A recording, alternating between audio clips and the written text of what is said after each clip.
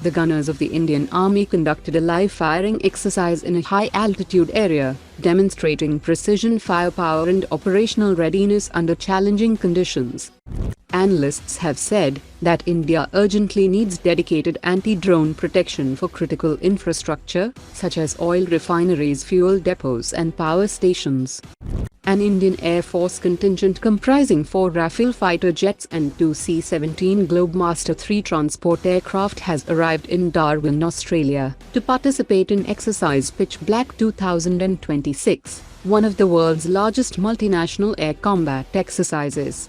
The Indian Navy will commission INS Malvan anti-submarine warfare shallow water craft on 22 July. The Indian Army has issued a request for information to procure 100 AI-enabled crew gunnery simulators for the T-90 and T-72 tanks. Lockheed Martin has delivered the 22nd MH-60R Seahawk multi-role naval helicopter to the Indian Navy today.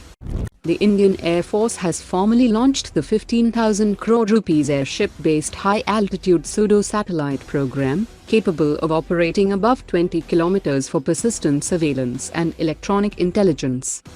Indian High Commissioner to Canada visited Bombardier facility to discuss defense cooperation and MRO support, as Bombardier has offered its global 6,500 aircraft for Indian Air Force's ISTAR program.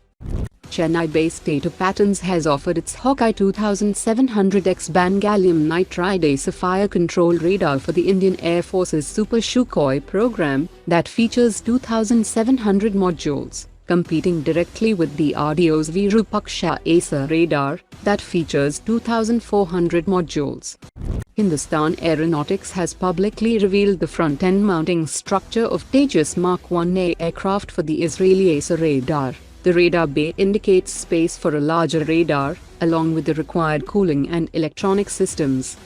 The Indian Air Force has granted 37 concessions to Hindustan Aeronautics to fast-track Tejas Mark 1A deliveries, while ensuring the fighter's core combat capabilities remain unchanged. Under the revised arrangement, the Mark 1A aircraft will be accepted only after completing missile firing trials, radar and electronic warfare integration, and weapons package validation. India is steadily expanding the operational deployment of the Shaurya hypersonic-capable surface-to-surface missile, strengthening the strategic forces command's ability to deliver rapid and survivable precision strikes.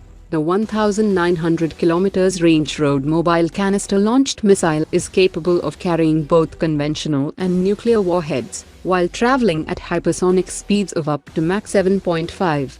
India's plan to purchase 5 additional S400 squadrons might face a significantly higher risk of US sanctions than the original deal. The Trump administration is already backing a new Russia sanctions bill that could authorize tariffs of up to 100% against major buyers of Russian energy including India, indicating a growing willingness to pressure New Delhi over its ties with Moscow. In this political environment, the Trump administration may find it difficult to overlook the multi-billion-dollar purchase of Russian S400 system. China is on track to field nearly 500 J20 stealth fighters by mid-2026, making its 5th-generation fleet the world's second-largest, and creating a challenge that additional 114 Rafale fighter jets may not be sufficient to counter. The Rafale remains a 4.5-generation fighter jet, and lacks the low observable advantage of the J20, which can exploit superior detection range and first-look first-shot capability. Analysts have said that India should pursue a multi-pronged approach by fast-tracking the AMCA program, while also considering the acquisition of the Su-57 with ultra-long-range air-to-air missiles, along with deployment of long-range surface-to-air missile systems and anti-stealth radar systems to improve the detection and tracking of low observable aircraft. Today's top 3 comments.